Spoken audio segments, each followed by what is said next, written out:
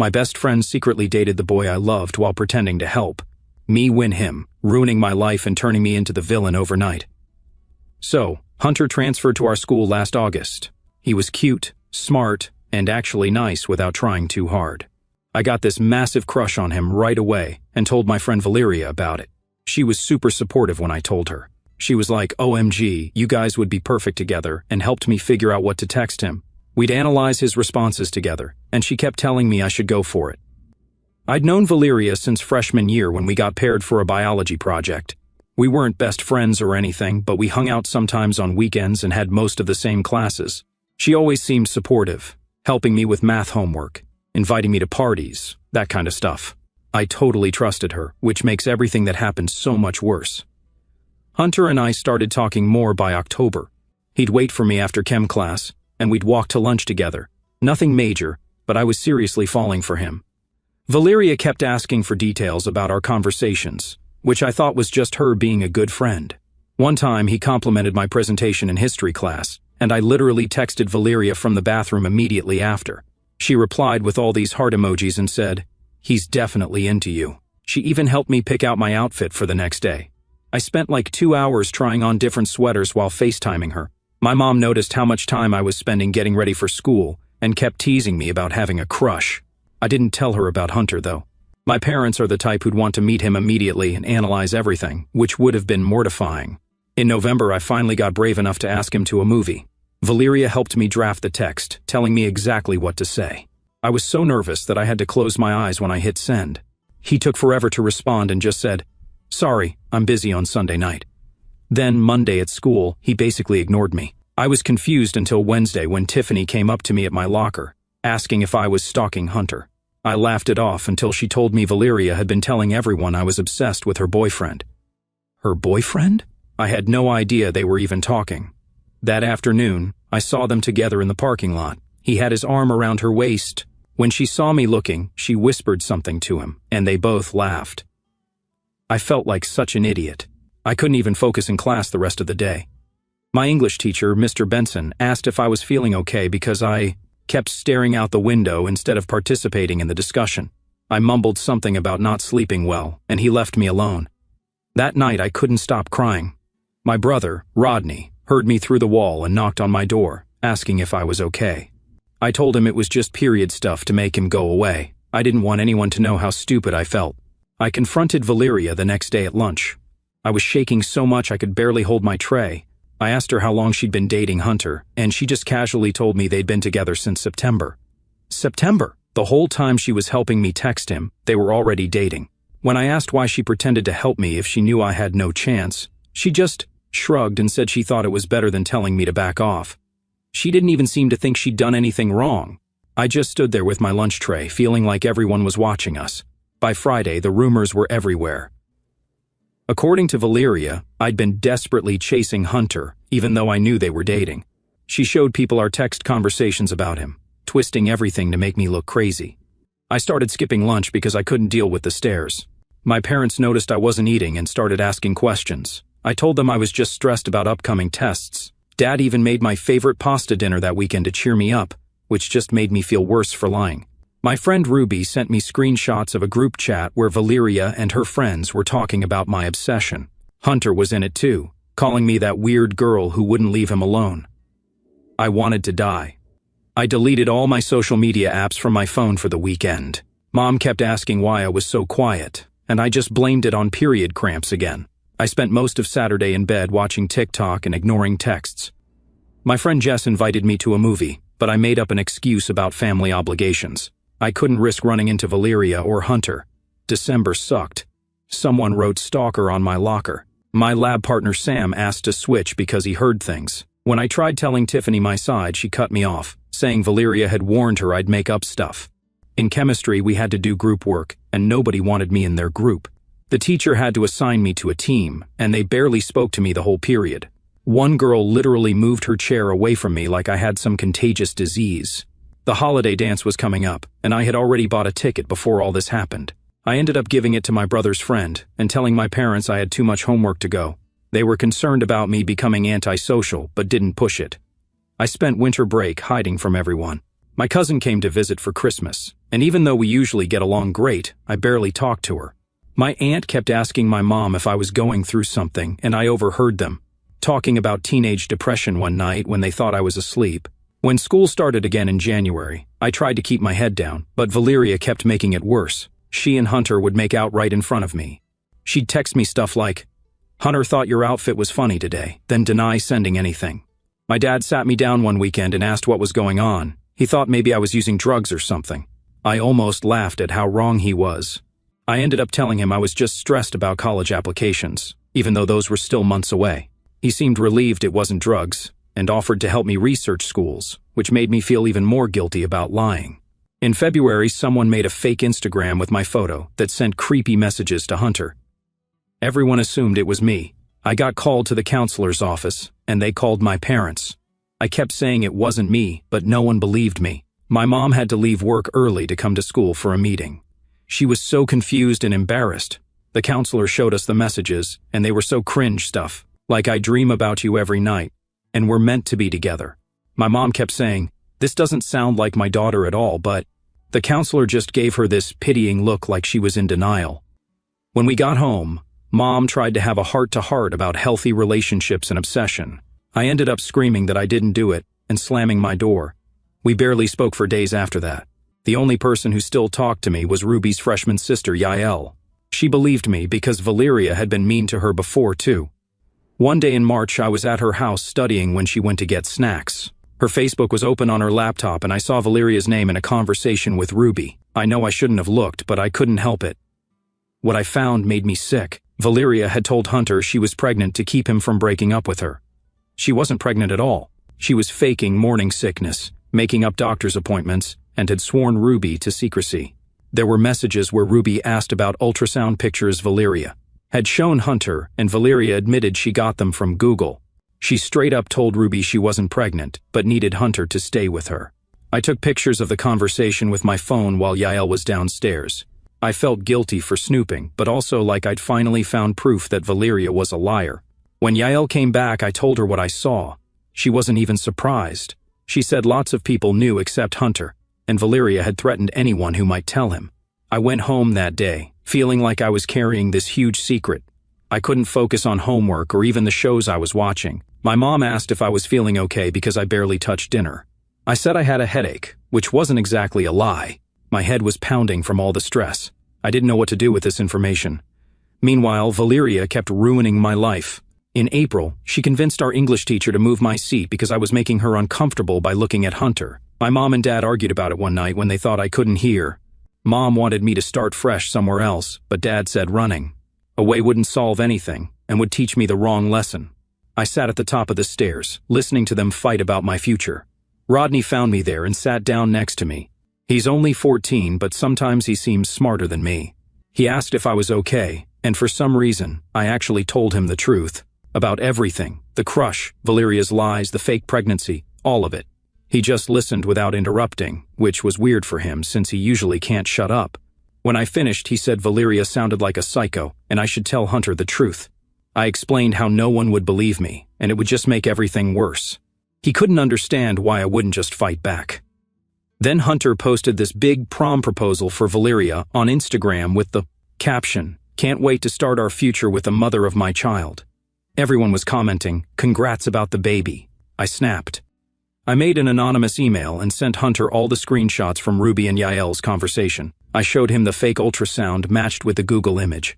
I included details only Valeria would know. I felt sick after I sent it. I couldn't sleep that night, just staring at my ceiling, wondering if I'd made everything worse. My mom came in to check on me because my light was still on at 2 in the morning. I pretended to have fallen asleep reading. 3 days later, everything exploded. Hunter confronted Valeria, and she admitted the pregnancy was fake, but she somehow turned it around and said I'd been plotting revenge because I was jealous. She claimed I catfished her to get her to reveal her secrets. Hunter broke up with her, but that just made things worse for me. People were grossed out by her lie, but even more disgusted by my obsessive investigation and cruel exposure of her personal stuff. Sam said in chem class that only a psycho would collect evidence for months just to destroy someone. Ruby confronted me about stealing conversations from her sister's computer, even though Yael told her she showed me willingly. My phone blew up with texts from numbers I didn't even recognize, calling me a psycho stalker and worse. Someone made a fake Twitter account with my name that posted creepy, obsessive stuff. I showed my parents and they were horrified. Dad wanted to go to the police, but Mom said there was no way to prove who was behind it. Last week, Valeria's parents complained to the school. I got suspended for cyberbullying and creating a hostile environment. Hunter texted to thank me for telling him the truth, then blocked me on everything. My mom cried when the principal called about my suspension. Dad got so angry he had to leave the room during the meeting. When we got home, they argued again, Mom saying we should have switched schools when we had the chance, Dad saying the school was completely out of line, punishing me instead of Valeria. I locked myself in my room and put my headphones on so I wouldn't have to hear them fighting about me. Rodney slipped a chocolate bar under my door with a note saying, "This sucks, not your fault." It made me cry even harder. So I exposed someone who humiliated me and spread lies about me for months. I revealed a manipulation that was trapping someone in a relationship built on a huge lie. But now I'm the toxic one. I'm the villain. Is it ever okay to expose someone's secrets if they hurt you first? Because from where I'm standing, the answer seems to be no, no matter how justified you might be. Update will post more tomorrow. A lot has happened since then. Update, thanks for all your comments. Reading them made me feel less alone, even if I'm still a mess about everything. Here's what's been happening since my suspension. My parents are taking this totally differently. Mom keeps scheduling meetings with the principal and threatening to call lawyers if they don't fix my suspension. Dad's more quietly mad. He keeps saying the school is teaching me that standing up to liars gets punished. They're arguing constantly when they think I can't hear them. Mom thinks the school is handling everything wrong, but she also thinks I should have come to her before sending those screenshots to Hunter. Dad says I did the right thing exposing a liar, but he's worried about how this will affect my college applications. They both keep asking me if I'm okay, but in completely different tones. Mom, all concerned and gentle. Dad trying to sound casual, but obviously worried. They got my suspension reduced from 2 weeks to 1, but going back to school Monday was awful. People weren't just whispering anymore. They straight up walked away when I approached. My usual lunch table was suddenly full when I tried to sit down. I ended up eating in the bathroom stall that first day back. I know it's gross and pathetic, but I couldn't face the cafeteria again after that first rejection. I kept thinking about those scenes in movies where the outcast kid eats alone, except in movies, they usually look all cool and unbothered. I just felt like crying the whole time. When I got home, Mom asked how my first day back was, and I lied and said it was fine. But then I went to the bathroom and threw up from the stress. Rodney heard me and knocked on the door, asking if I was okay. I told him I maybe had food poisoning. He offered to make me toast, which was actually really sweet. The school counselor had the nerve to suggest I write Valeria an apology letter. When I said no way, she gave me this look like I was being difficult and said something about taking responsibility regardless of provocation. For what? Telling the truth. She gave me this worksheet about conflict resolution and empathy building to fill out. It had questions like, how might the other person feel about what happened? And what could you have done differently? I wanted to scream that Valeria was the one who should be filling this out, not me. I stuffed the worksheet in my backpack and never looked at it again. Meanwhile, Valeria's playing this perfectly. She's posting these sad captions on Instagram about healing from betrayal and learning who your real friends are. Her follower count is actually going up. She deleted all her pics with Hunter and replaced them with group shots of her surrounded by friends. The comments are all hearts and we love you messages. She even posted this long paragraph about forgiveness and how she's choosing to rise above the negativity. She never mentioned me by name, but everyone knew who she was talking about. My mom caught me crying while looking at Instagram and took my phone away for the night. She said social media was just making everything worse. She's probably right, but being disconnected just made me feel even more isolated. When I got back to school, I found out Ruby was telling everyone I manipulated Yael into showing me private conversations. According to her, I'd been plotting for months to find dirt on Valeria. Yael tried to defend me at first, but Ruby threatened to tell their parents about Yael's vaping if she didn't back up the story. Now Yael won't even look at me in the halls. I tried to talk to Yael between classes, but she literally turned and walked the other way. Later, she texted me, saying she was sorry, but Ruby would make her life hell if she didn't go along with the story. She said their parents would kill her if they found out about the vaping, and Ruby had pictures for proof. I told her I understood, but it still hurt. The worst part is, my parents started fighting about what to do. Mom thinks I should switch schools for senior year. Dad says that's letting the bullies win. They have these whispered arguments when they think I can't hear them. I heard Mom crying in their room after a particularly bad argument. I almost went in to comfort her, but I knew it would just make her feel worse to know I heard them fighting. Instead, I texted her a heart emoji with no explanation. She came to my room a few minutes later and just hugged me without saying anything. We both pretended not to notice we'd been crying. I feel so guilty for causing problems at home, too. My little brother Rodney is stuck in the middle, trying to make dumb jokes at dinner while Mom and Dad glare at each other. He's only 14 and shouldn't have to deal with this. He tried to cheer me up by showing me these ridiculous TikToks he made with his friends. They were actually pretty funny, and for a few minutes I forgot about all the drama. Then he asked if I wanted to be in one with him, and I realized I couldn't risk being on social media at all right now. The look of disappointment on his face made me feel even worse. 3 days after I went back to school, Hunter came up to my locker. He asked if we could talk somewhere private, so we went to the empty band room during lunch. I was scared someone would see us together and start more rumors, but also weirdly happy that he wanted to talk to me. He said he wanted to thank me for telling him the truth. He told me Valeria had him completely convinced. She'd even fake thrown up in front of him, disappearing into bathrooms to vomit. She showed him ultrasound photos with his last name edited onto them. He looked so embarrassed, admitting how completely she'd fooled him.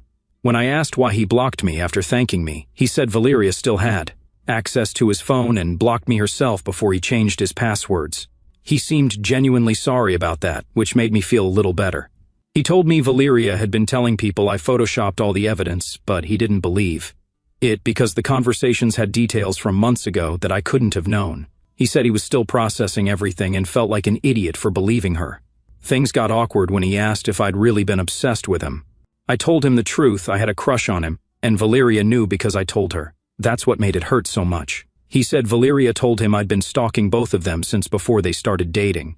He looked genuinely shocked when I explained how Valeria had been helping me draft texts to him while they were secretly dating.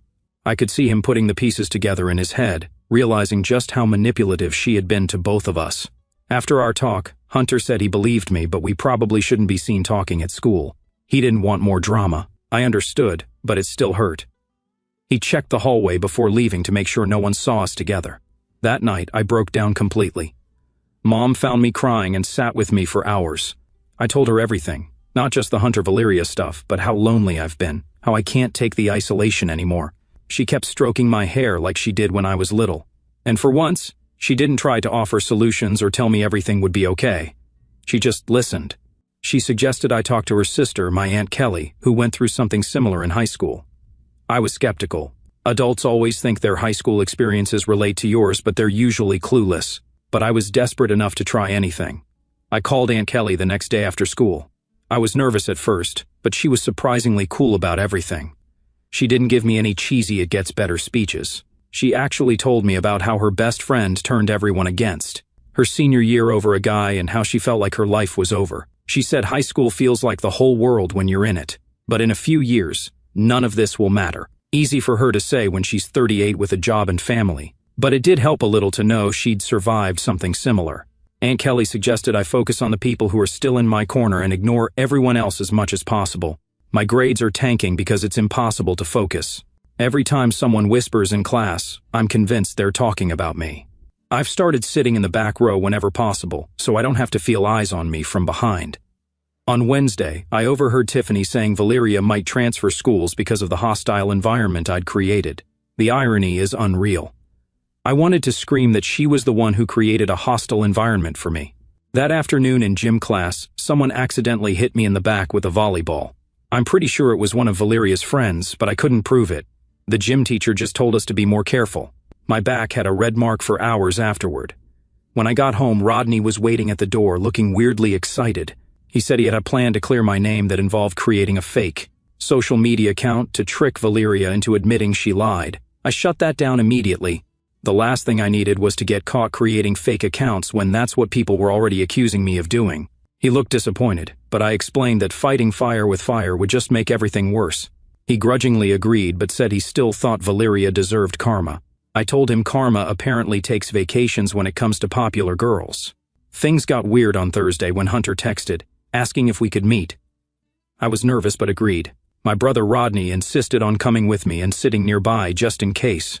It was kind of sweet, even if his protective act was ridiculous since he's younger than me. He wore a baseball cap pulled low like he was some kind of undercover agent and kept scanning the room dramatically.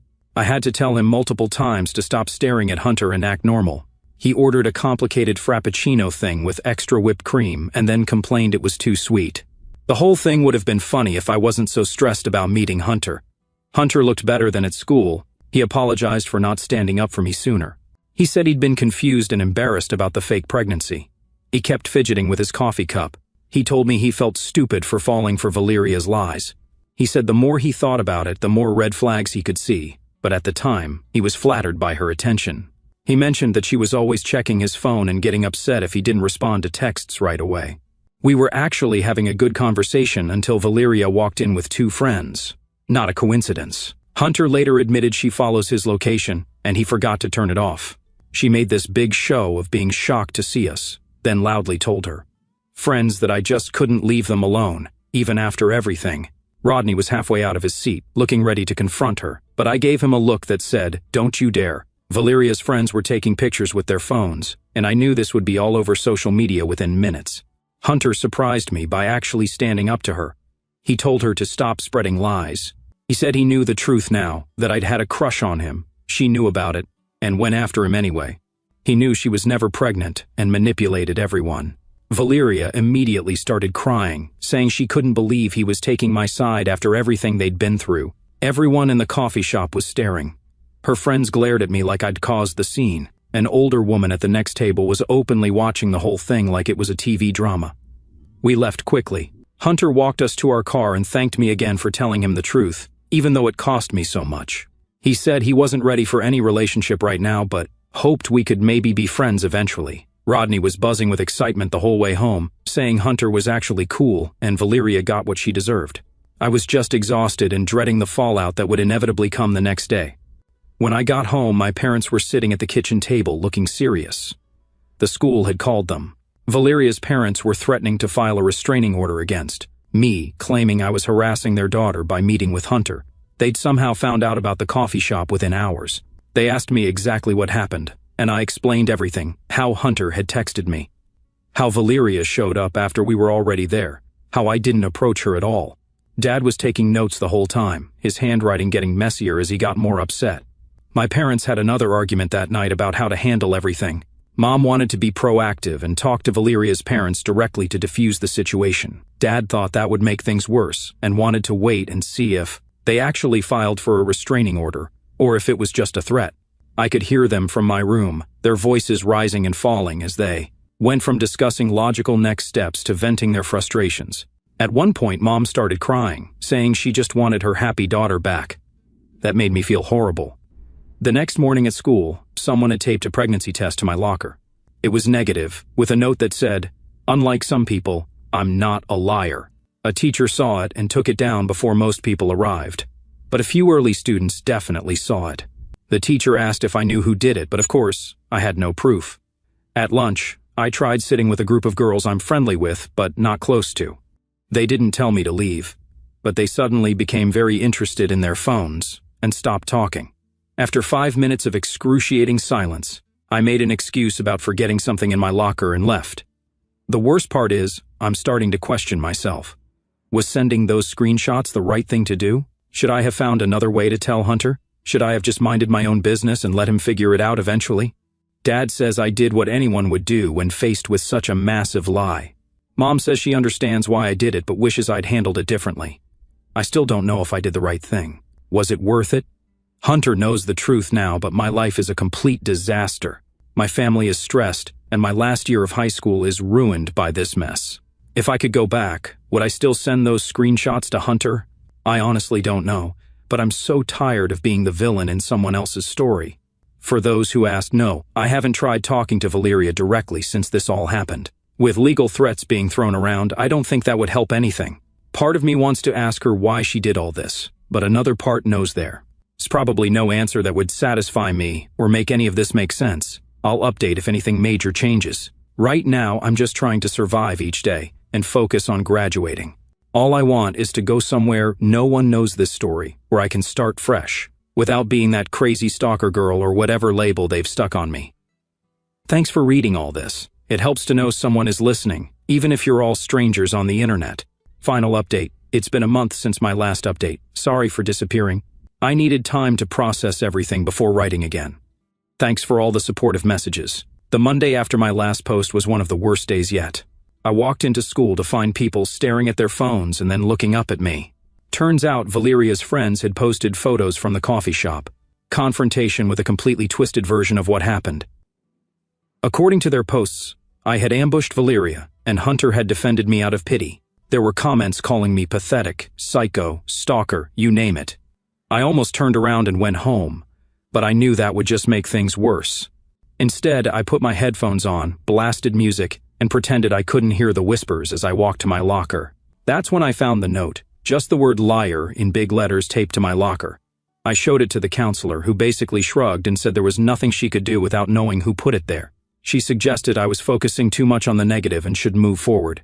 In history class, Miss Parker assigned group projects, and no one would make eye contact with me when she asked us to form groups. She ended up having to assign me to a group, and they all looked like they'd been sentenced to community service. During lunch, I hid in the library. The librarian, Mrs. Gonzalez, has always been nice to me. She pretended not to notice I was eating a sandwich behind a book, which is against the rules, and even recommended a novel she thought I'd like. It was a small kindness that meant more than she probably realized. That same day, I got called to the principal's office. Valeria's parents had filed an official complaint against me for harassment and bullying. They wanted more punishment beyond my suspension. They claimed I was still spreading rumors and had orchestrated the coffee shop thing to humiliate her. Principal Matthews seemed so done with the whole situation. He barely looked at me while explaining the complaint. He told me that without proof of who left the note, he couldn't do anything about that, but any more incidents with Valeria would have serious consequences. When I tried explaining my side, he cut me off and said he'd heard enough from both sides. I left his office, feeling like I might throw up. I went straight to the bathroom and called Mom, crying. She came right away and demanded to see the principal. I could hear her yelling through the door. When she came out, she looked mad but satisfied. In the car, she told me she'd made it clear that if the school punished me again without doing anything about the harassment I was getting, we'd be looking at legal options. I didn't tell her that made me even more nervous. The last thing I wanted was to become the girl whose mom sued the school. That would just make the target on my back even bigger. That night, we had this family meeting in the living room. Dad made it official by turning off the TV and making Rodney put his phone away. They said they were worried about how this was affecting all of us. Mom admitted she wasn't sleeping. Dad said he was distracted at work. Mom asked what I wanted to do, keep fighting, switch schools, or something else. I honestly didn't know. Mom and Dad agreed to give me time to think about it. They wouldn't make any decisions without my input. The next day at school, I kept my head down and tried to be invisible. It mostly worked until gym class when we had to choose teams for volleyball. I was the last person picked, and even then, the team captain rolled her eyes like she was being forced to take me. During the game, no one would pass to me, even when I was in the best position. I pretended not to care, but it was humiliating. After school, I had therapy with Dr. Landry. I finally told her the whole truth about everything, including finding the pregnancy information on Yael's computer. I was afraid she'd judge me, but she just listened without interrupting. When I finished, she said something that actually helped. You're not responsible for other people's lies, only for how you respond to them. That weekend, my parents took us to visit my grandparents in the next town over. It was actually a relief to be somewhere different with people who didn't know about any of the drama. Grandma fussed over how thin I looked and kept trying to feed me, while Grandpa taught Rodney some card tricks. For a few hours, things felt almost normal. Sunday night, Hunter texted me, asking how I was doing. We ended up texting for hours. He told me more about his relationship with Valeria, how controlling she'd been, checking his phone constantly, getting upset if he spent time with friends without her. He said the pregnancy lie was the most extreme thing, but looking back, he could see she'd been manipulating him all along. He apologized again for believing her lies about me, and for not standing up sooner. He seemed genuinely remorseful, which helped heal some of the hurt. We agreed to be cautious, but maybe try being friends. He suggested we could study together sometime, somewhere off campus to avoid drama. Monday morning, I felt slightly better about things. Having Hunter believe me and apologize made a difference, even if the rest of the school still thought I was crazy. But when I got to first period, I noticed people looking at their phones and then at me again. My stomach dropped. Someone had created a fake profile using my name and picture on a dating app. The profile said I was looking for pregnancy roleplay and other disgusting stuff. Screenshots were circulating all over school. I wanted to die of embarrassment. I went straight to the counselor's office, but she was with another student. The secretary took one look at my face and let me wait in the empty conference room instead of the main office where everyone could see me crying. When I finally saw Miss Barnes, I showed her the screenshots. She looked uncomfortable but said since it was created outside of school there wasn't much they could do. I asked if they could at least make an announcement that it wasn't me, but she said that would just draw more attention to it. I called Mom from the office, and she came to pick me up. I couldn't face the rest of the day with everyone thinking I'd created that profile. In the car, Mom was furious. She wanted to go straight to Valeria's house and confront her parents, but I begged her not to. That would just make everything worse. Instead, we went home and reported the fake profile to the dating app. They said they'd investigate, but who knows how long that would take. Dad came home early when Mom called him, and they spent the evening making calls to the lawyer friend, to the school board, even to the local police to see if this qualified as identity theft or harassment. The police officer they spoke to wasn't very helpful. He said unless there were specific threats, it was a school issue, not a criminal one. Dad was frustrated, but Mom pointed out that involving police would just escalate everything even more. That night I couldn't sleep. I kept imagining everyone at school looking at those screenshots, thinking that was really me.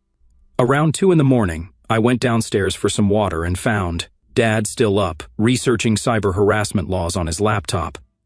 He looked so tired, but determined. It made me feel both loved and guilty for causing so much trouble. The next morning, I forced myself to go back to school. Mom offered to let me stay home, but I knew hiding would just make the rumors worse. I put on my most confident outfit. Black jeans, boots, and the denim jacket I always get compliments on, like armor. In English, Mr. Benson paired us for peer editing, and everyone shifted anxiously when he called my name. He ended up partnering me with Jane, a quiet girl who usually sits in the back.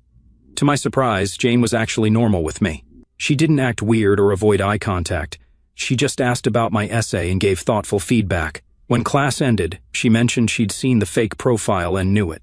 Wasn't really me because the writing style was completely different. It was such a small thing, but knowing even one person didn't believe the worst about me felt huge. At lunch, I was heading to the library again when Hunter texted, asking if I wanted to meet in the music practice rooms. They're small, soundproofed rooms where band kids practice, but they're usually empty during lunch. I agreed, even though I was nervous about being seen with him. We sat on the floor, sharing his earbuds, listening to a new album he thought I'd like. We didn't talk much about the drama, which was a relief.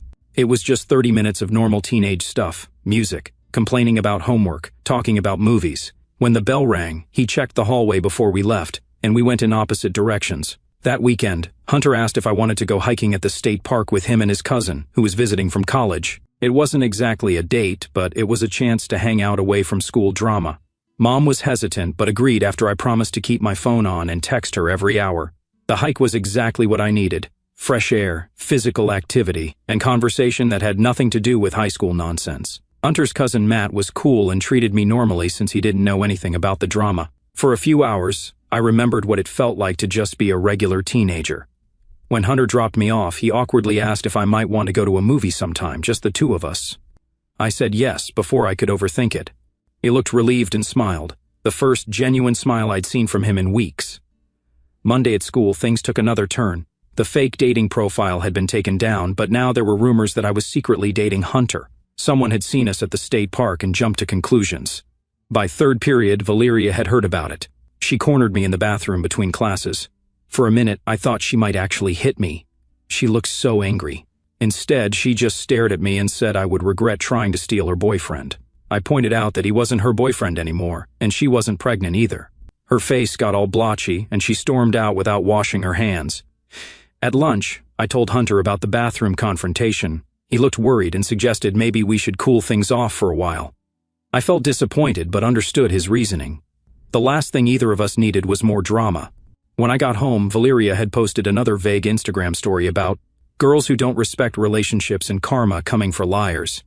She didn't tag me, but everyone knew who she meant. The comments were full of her friends posting supportive messages and snake emojis. I decided to delete Instagram from my phone again. I didn't need to see that toxic stuff. The next morning, someone had written boyfriend stealer on my locker in Sharpie. The janitor tried to clean it off, but you could still see the ghost of the words. The principal saw it and finally seemed to take things more seriously. He called me to his office and asked if I knew who might have done it. I said I had my suspicions but no proof. He surprised me by saying they would review the hallway security footage. After school, Hunter texted to check in. Despite his suggestion to cool things off, he still wanted to make sure I was okay after the locker incident. We ended up talking on the phone for an hour that night. He told me Valeria had been texting him constantly, sometimes angry, sometimes apologizing, sometimes threatening to tell everyone he pressured her into faking the pregnancy. He finally blocked her number. The next day at school, I was called back to Principal Matthews' office. To my shock, Valeria was there too, looking sullen. The principal informed us that the security footage showed Valeria writing on my locker. She was being given in-school suspension for vandalism and harassment. Valeria didn't even try to deny it. She just glared at me like this was somehow my fault. The principal warned us both that any further incidents would result in more serious consequences. He also mentioned that my previous suspension was being reviewed in light of new information. I left his office, feeling vindicated but also nervous about potential backlash. If Valeria was angry before, she would be furious now. But at least the school was finally taking action instead of dismissing everything. When I told my parents about the suspension, they were cautiously optimistic. Dad said it was about time the school did something, while Mom worried it would just make Valeria more determined to retaliate. The next few days were strangely quiet. Valeria was in-school suspension, and without her actively stirring things up, the drama seemed to die down a bit. People still whispered sometimes, but it felt less intense. Jane and I worked on our English project together, and Hunter and I continued our secret lunch meetings in the practice rooms. On Friday, Hunter officially asked me to go to a movie with him on Saturday, not as friends, but as a date. I said yes, even though I was nervous about how people would react. We agreed to go to a theater in the next town over to avoid running into anyone from school. The date was both wonderful and awkward. We were both so nervous that we barely talked during the first half of the movie. But afterward, over pizza, the conversation finally started flowing. We talked about everything: our families, our plans after graduation, our favorite music. It felt normal and nice. He held my hand as we walked back to his car, and I didn't even worry about who might see us. When he dropped me off, we sat in his car, talking for another hour. He apologized again for believing Valeria's lies and explained how manipulative she had been throughout their relationship. When he finally kissed me goodnight, it felt like the first good thing to happen in months. Of course, by Monday morning, someone had spotted us at the pizza place, and word had spread. The whispers started again as soon as I walked into school. In the bathroom, I overheard two girls discussing whether I had stolen Hunter from Valeria, or if he was just using me to make her jealous. Neither considered that maybe we actually liked each other. Valeria was back from suspension and clearly knew about the date. She walked past me in the hallway and deliberately bumped my shoulder hard enough to make me drop my books. She didn't say anything, just gave me a cold look and kept walking. At lunch, Jane waved me over to her table. As I sat down, she quietly warned me that Valeria and her friends were planning something. She didn't know what exactly, but she'd overheard them talking about teaching me a lesson. I thanked her for the warning and tried to act normal through lunch, but inside I was panicking. After school, I told Hunter about Jane's warning. He looked worried and offered to drive me home. As we walked to the parking lot, we saw Valeria and three of her friends waiting by my usual route. Hunter put his arm around my shoulders and walked confidently past them. They didn't do anything except glare, but it was intimidating nonetheless. In the car, Hunter suggested we should just go public with our relationship. He argued that sneaking around made it seem like we had something to hide, which just fed into Valeria's narrative. I was scared of the backlash, but agreed it might be better than constantly looking over our shoulders. The next day, we walked into school together, not hiding the fact that we were now a couple. Valeria's reaction was exactly what I expected. By lunch, she had posted a long, dramatic Instagram story. She didn't name names, but included enough details that everyone knew who she meant. Her friends were shooting daggers at us in the cafeteria. That weekend, Hunter and I went to the mall together, openly as a couple. We ran into a few people from school, but most just nodded and went about their business. Someone took a picture of us, probably to send to her, but we decided not to care. My parents have relaxed a little as things have improved. Mom still checks in more than she used to, but she's not hovering constantly. Dad has been teaching me to drive his car on weekends, which gives us time to talk without directly discussing all the drama. Yesterday was the last day of school before break. As I was cleaning out my locker, Tiffany walked by with some other girls. Instead of the usual dirty looks, she just nodded.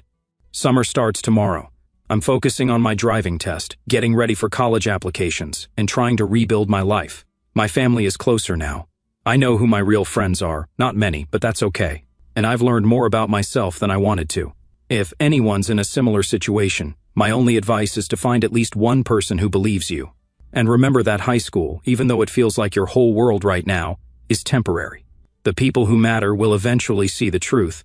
Thanks for reading my mess of a story. It helped more than you know.